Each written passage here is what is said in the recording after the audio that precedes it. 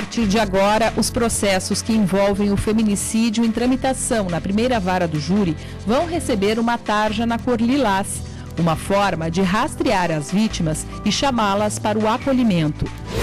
Na ação de divórcio, exigia que a ex-mulher voltasse a usar o sobrenome de solteira após 35 anos de casamento. O pedido já havia sido negado pelo Tribunal de Justiça do Rio de Janeiro. A garantia da busca do pleno emprego constitucionalmente assegurada não está afrontada pela terceirização por si só, nem leva à precarização do trabalho. O formato da propaganda é feito para que todos tenham acesso ao que está sendo veiculado. Na televisão, por exemplo, é obrigatória a janela com a tradução em libras, além da legenda e da audiodescrição de tudo que é falado e mostrado.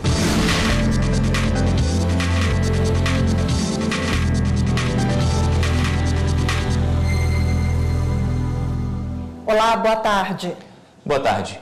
Os advogados do ex-presidente Lula entregaram ao Tribunal Superior Eleitoral a defesa contra as contestações da candidatura dele à presidência. O TSE convocou uma sessão extraordinária para daqui a pouco e pode decidir, por exemplo, se é possível que Lula apareça na propaganda eleitoral do PT como candidato. E é para lá, para o Tribunal Superior Eleitoral, que vamos agora ao vivo conversar com Raquel Vargas. Oi, Raquel, boa tarde para você. Oi, Rafaela, boa tarde para você, boa tarde a todos. Por enquanto, estão na pauta 2 pedidos de registro de candidatura. São eles o de Geraldo Alckmin, da coligação Para Unir o Brasil, cuja relatoria é do ministro Tarcísio Vieira de Carvalho Neto, e também de José Maria Emael, relator o ministro Luiz Roberto Barroso. Lembrando que, ao analisar esses pedidos, os ministros eles julgam de forma separada cada registro, o de presidente, o de vice-presidente e também o da chapa, mas é claro que até a hora da sessão podem entrar aí novos assuntos na pauta de julgamento. Lembrando que a sessão de hoje, que começa daqui a pouquinho, foi convocada em caráter extraordinário pela presidente do TSE, ministra Rosa Weber. Voltamos ao estúdio. Obrigado, Raquel. E por 7 votos a 4, o plenário do STF decidiu que é constitucional o emprego de terceirizados nas atividades fim das empresas. A terceirização foi tema de debate de vários julgamentos da Corte. Foram 5 sessões plenárias, 4 exclusivas para decidir se as empresas poderiam terceirizar as principais atividades. O julgamento foi concluído nesta quinta-feira com os votos dos ministros Celso de Mello e da presidente do STF, ministra Carmen Lúcia. Os 2 votos foram decisivos para que o Supremo autorizasse a terceirização. A garantia da busca do pleno emprego constitucionalmente assegurada não está afrontada pela terceirização por si só, nem leva à precarização do trabalho. Se não permitir a terceirização garantisse por si só o pleno emprego, nós não teríamos o quadro brasileiro que temos nos últimos anos, com este número de desempregados, que isto sim afronta a dignidade de todo aquele que, precisando, procura um emprego e não encontra muitas vezes forma de trabalho.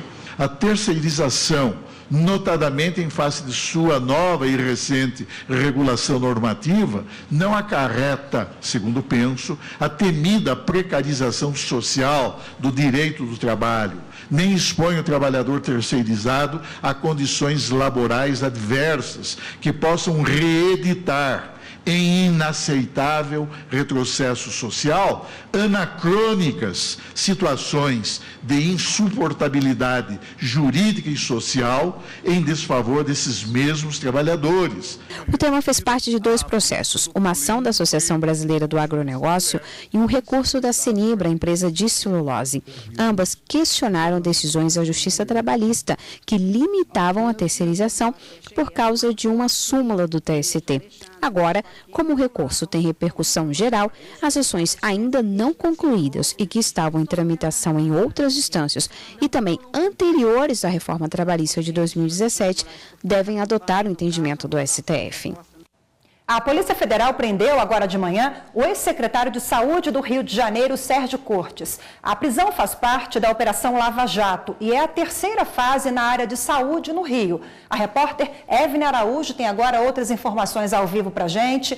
Boa tarde, Evne. Oi, Rafaela, boa tarde. Olha, esta etapa das investigações apura a chamada máfia das organizações sociais. As entidades, segundo o Ministério Público Federal, elas teriam fraudado contratos que permitiram um desvio de 74 milhões de reais da Secretaria Estadual de Saúde do Rio. Elas eram responsáveis por fazer a gestão de hospitais da rede pública. Ao todo, foram cumpridos 20 mandados judiciais no Rio de Janeiro e em São Paulo, sede da empresa gestora desses contratos. Voltamos ao estúdio. Obrigado, Evne. E já ouviu falar em direito ao esquecimento? A explicação é daqui a pouco, no próximo bloco. Até onde vai a liberdade de expressão e a garantia das pessoas terem imagem, honra e vida privada preservadas?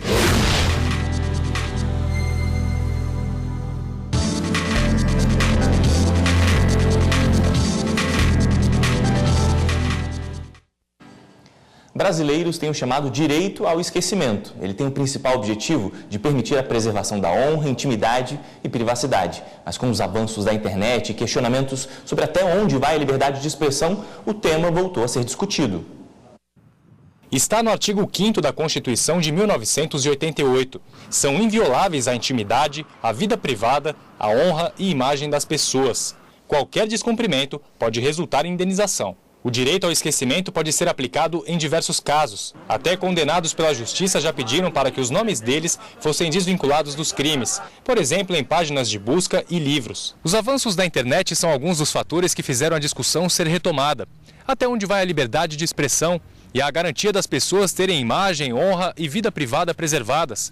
Qual o direito de acesso ao conhecimento e a possibilidade de uma informação ficar vinculada a uma determinada pessoa de forma permanente? Deve-se dar o poder ao cidadão de ser esquecido. Para conhecimento, tem interesse, tem curiosidade, vai pesquisar, vai buscar, vai atrás. O Superior Tribunal de Justiça também já se manifestou sobre o assunto.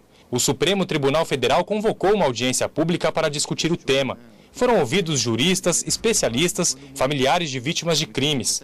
A audiência faz parte de um processo que envolve a veiculação da imagem de uma vítima de crime em um programa de televisão. Os familiares pedem indenização à emissora. É absolutamente imperioso que o Supremo Tribunal Federal estabeleça uma baliza clara para que os juízes, né, de todo o Brasil, né, de primeira instância e de segunda instância, possam realizar essa atividade de remoção de conteúdos, né, quando for o caso, né, de uma forma mais segura e menos, né, turbulenta.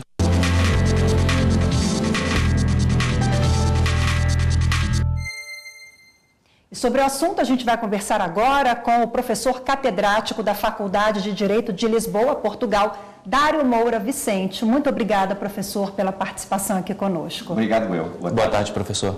Bom, qual é a experiência europeia com relação ao direito ao esquecimento, professor? Bom, o direito ao esquecimento é uma criação do Tribunal de Justiça da União Europeia, que é a Suprema Corte Europeia competente para interpretar o direito da União. E num acórdão que ficou célebre, preferido em 2014, essa Corte declarou que um cidadão espanhol que tinha dívidas à Segurança Social e cuja situação tinha sido noticiada na versão online de um periódico espanhol e que desejava que essa informação fosse retirada das listagens da Google, que esse cidadão espanhol tinha efetivamente o direito a ver essas listagens retiradas desse motor de busca.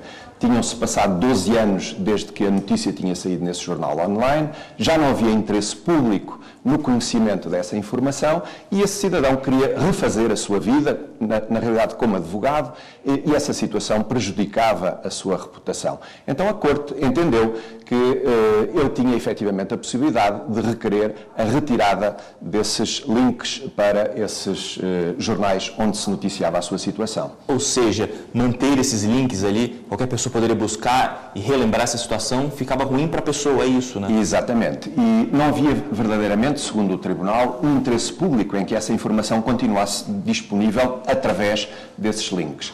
Mais tarde, já em 2016, o Regulamento Geral de Proteção de Dados da União Europeia veio a consagrar expressamente, numa norma, esse direito, no fundo, acolhendo a jurisprudência europeia sobre essa matéria. Esse regulamento entrou em vigor na União Europeia no passado dia 25 de maio de 2018.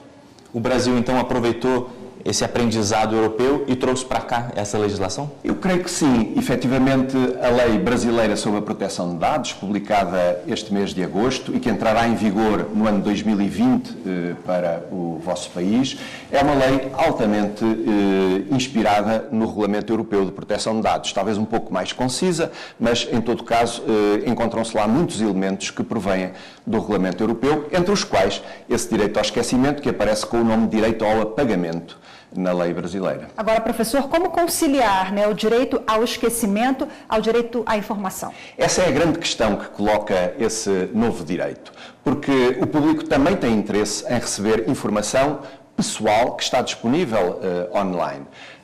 O Regulamento Europeu prevê a conciliação dos dois direitos, direito ao esquecimento e direito à informação. Prevê que não haverá a possibilidade de o titular dos dados exercer esse seu direito quando haja efetivamente um interesse público no conhecimento dessa informação. Por exemplo, se ela diz respeito a uma personalidade pública, um político, uma personalidade do mundo empresarial, outra, em relação à qual haja interesse efetivo em o público acessar essa informação, então o titular dos dados não pode exigir o seu apagamento. Ou seja, a pessoa tem que entrar na justiça se quiser retirar o nome de matérias, é isso, não é, doutor? Na verdade, de acordo com a legislação europeia, pode-se pedir diretamente às empresas que fazem o processamento dos dados, por exemplo, a Google, nos seus sites com listagens de links, pode-se pedir diretamente a essa empresa a retirada dessa informação. Se a empresa não concordar, então há que recorrer ao judiciário, efetivamente. Professor catedrático da Faculdade de Direito de Lisboa, Dário Moura Vicente, mais uma vez, obrigado pela participação aqui conosco. Obrigado, eu, foi um prazer. Obrigado, doutor. E o plenário do Supremo absolveu, por maioria de votos, a deputada federal professora Dorinha, do Tocantins, por dispensa irregular em licitação para compra de livros didáticos. A parlamentar havia sido condenada em 2016 pela primeira turma do Supremo. Relator do recurso, o ministro Ricardo Lewandowski considerou que a parlamentar não teve a intenção de beneficiar as empresas contratadas e nem de adquirir os livros com preços acima do praticado à época.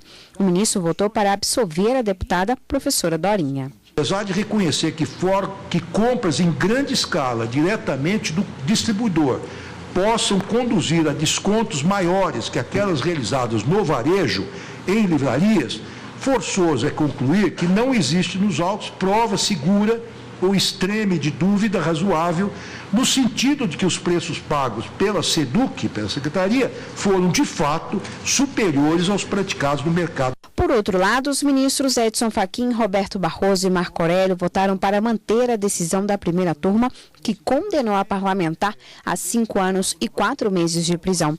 Para eles, há provas suficientes que justificam a condenação. Do exame que fiz e do voto que recebi, Sua Excelência o ministro Ricardo Lewandowski, não depreendi razões para alterar o ponto de vista que inicialmente adotei perante a primeira turma. Entendo que a prova da materialidade delitiva na avaliação que faço dos fatos trazidos à colação. Mas os ministros Dias Toffoli, Alexandre de Moraes, Rosa Weber, Luiz Fux, Gilmar Mendes, Celso de Mello e a presidente do Supremo, Carmen Lúcia, também votaram pela absolvição da deputada. Formalmente, desde o início até o final, me parece que não houve nenhuma comprovação de conduta dolosa da secretária estadual. E não houve também comprovação de que todo esse procedimento de inexigibilidade foi realizado fraudulentamente para se obter vantagens. Houve sim algum descuido às vezes exagerado, porque o homem público tem que tomar cuidado com muito maior, porque é gestor da coisa de todo mundo, da res pública. Porém, daí até criminalizar a conduta e chegar a uma condenação da natureza que foi imposta, parece-me que é preciso que haja uma prova séria, contundente e incontornável no sentido do que foi previsto pela lei como tipo penal e a sanção correspondente. A justiça cada vez mais perto do cidadão. De acordo com a pesquisa realizada pelo Conselho Nacional de Justiça, hoje existem no país mais de 15 mil unidades judiciárias. Do total de 15.398 unidades judiciárias em todo o país, quase 11 mil são varas estaduais, trabalhistas e federais. 2.771 são zonas eleitorais e 1.600 são juizados especiais. As demais se dividem em auditorias militares do Estado e da União. O Distrito Federal é o que dá a maior cobertura de serviços à população, seguido pelo Ceará e Rio de Janeiro. Já os estados com menor cobertura são Sergipe, Espírito Santo e Pará. No ano passado, o Poder Judiciário contou com mais de 18 mil magistrados, 272 mil servidores, 19.026 pessoas, entre conciliadores, juízes leigos e voluntários, além de outras forças de trabalho. E a seguir, separou, mas quer manter o sobrenome? Tem decisão da Justiça sobre isso. A gente já volta. A alteração também pode ser solicitada após o divórcio, mas é uma escolha de quem passou a usar o nome de casado. Ou seja, não pode ser imposta.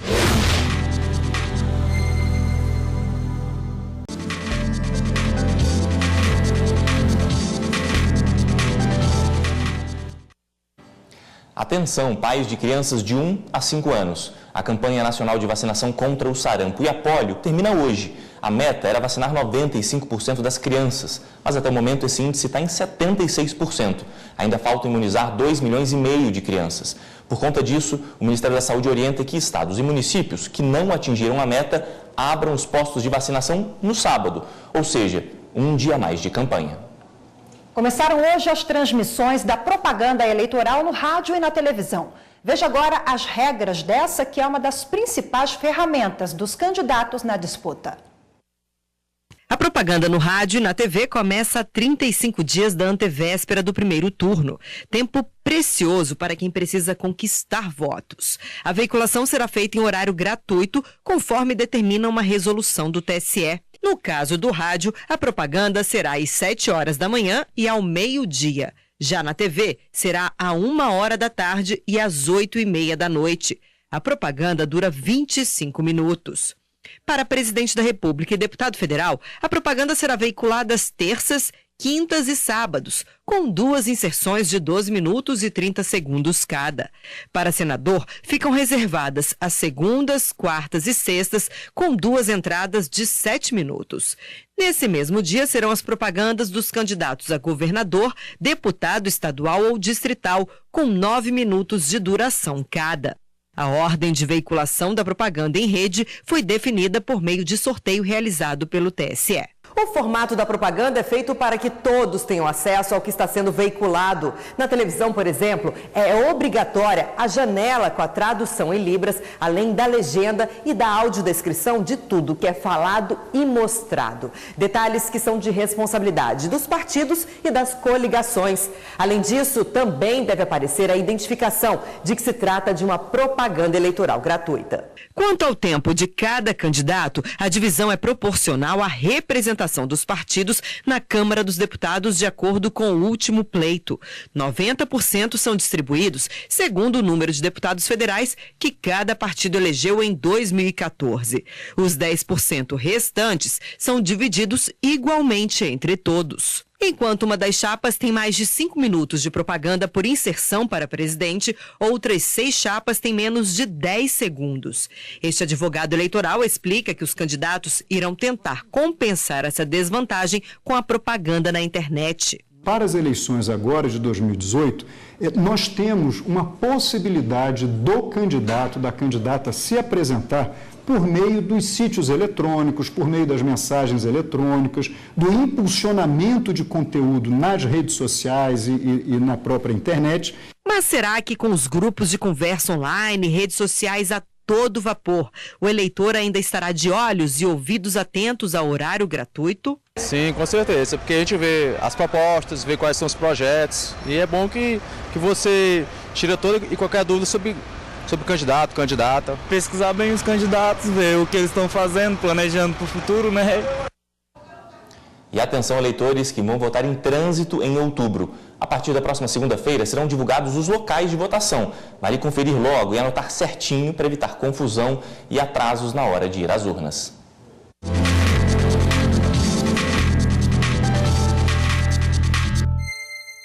Evandro e Adriana são do Rio de Janeiro. Estão em Brasília por motivos profissionais há 4 anos. Com a proximidade das eleições, o casal decidiu procurar um cartório eleitoral para solicitar o voto em trânsito. Nós já estamos em Brasília há cerca de 4 anos, certo?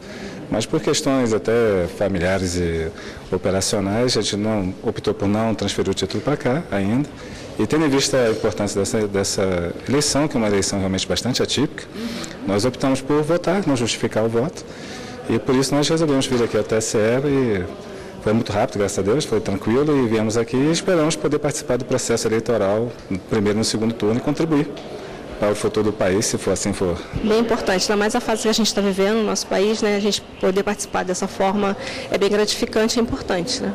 Este servidor público também optou por essa modalidade de votação. Ele mora em Brasília e estará de férias no Rio Grande do Sul na época do primeiro turno das eleições. Fez a solicitação apenas para o dia 7 de outubro. A mudança é mais simples do que eu pedir para não votar. É rápido, né? E porque me sinto mais útil como cidadão, participar da votação, mesmo que seja em outra cidade. O voto em trânsito é para aqueles eleitores que não estarão nos locais de votação nas eleições, seja no primeiro ou no segundo turno. Exemplo disso são os militares, agentes de segurança pública, guardas municipais em serviço e também aquelas pessoas que pediram transferência temporária para sessões com acessibilidade. O prazo para solicitar o voto em trânsito nos cartórios eleitorais terminou no último dia 23. De acordo com o calendário, os eleitores podem consultar os locais e as sessões de votação em trânsito a partir do dia 3 de setembro. Essa consulta pode ser feita de 3 formas: pelos sites dos tribunais regionais eleitorais, pela página do TSE ou pelo aplicativo e-Título, que pode ser baixado gratuitamente pelos tablets e também pelos smartphones. Para este chefe de cartório eleitoral, estas consultas via internet vão evitar transtornos nos dias de eleições. Tem que acompanhar o site do TSE, verificar qual o período da disponibilização dessa informação e já acompanhar e anotar a sessão em que ele vai votar. Isso já conta muito para ganhar tempo no dia? Com certeza, viu? Diminuir o tempo na fila já é uma vantagem muito grande. Borboleta Lilás. É esse o nome do projeto lançado em Porto Alegre pelo primeiro juizado da violência doméstica e pelo Tribunal do Júri em apoio às mulheres. O projeto oferece meios para superar os traumas e a reconstruir a vida. A partir de agora, os processos que envolvem o feminicídio em tramitação na primeira vara do júri vão receber uma tarja na cor lilás, uma forma de rastrear as vítimas e chamá-las para o acolhimento. Esses processos vão ter um fluxo diferenciado, conforme nos explicou a juíza titular do primeiro juizado da violência doméstica e familiar contra a mulher. A primeira ação, então, desse projeto é identificar os processos de feminicídio que tramitam, né, agora com a nossa primeira parceria, que é a primeira vara do júri aqui de Porto Alegre.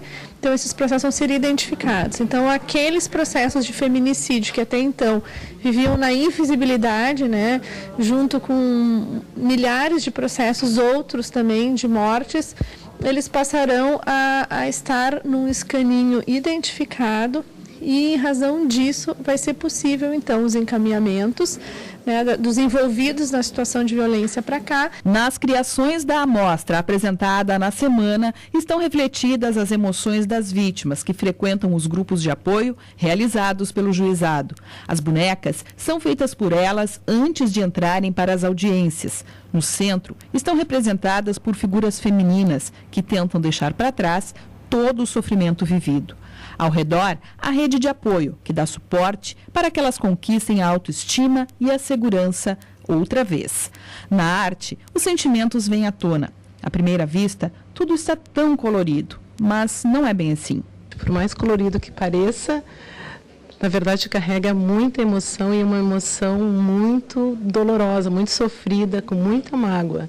Esse é o nosso trabalho, né? A gente está aqui ressignificando as emoções, porque essas mulheres chegam na sala de acolhimento muito sofridas, angustiadas, estressadas, muito magoadas, e realmente às vezes fica muito difícil, porque elas não têm acolhimento, muitas vezes, na maioria das vezes, da família, e às vezes esse primeiro acolhimento é nessa sala. Depois de 35 anos juntos, um casal decidiu se divorciar e o homem exigiu que a ex-mulher retirasse o nome. O STJ decidiu que não é bem assim. A alteração do sobrenome é prevista em determinadas situações, como matrimônio, por exemplo, quando a mulher, no casamento civil, pode adotar o sobrenome do cônjuge ou continuar com o de solteira. O mesmo vale para o marido.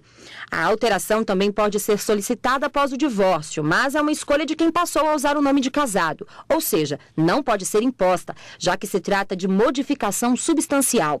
Esse foi o entendimento da terceira turma do STJ.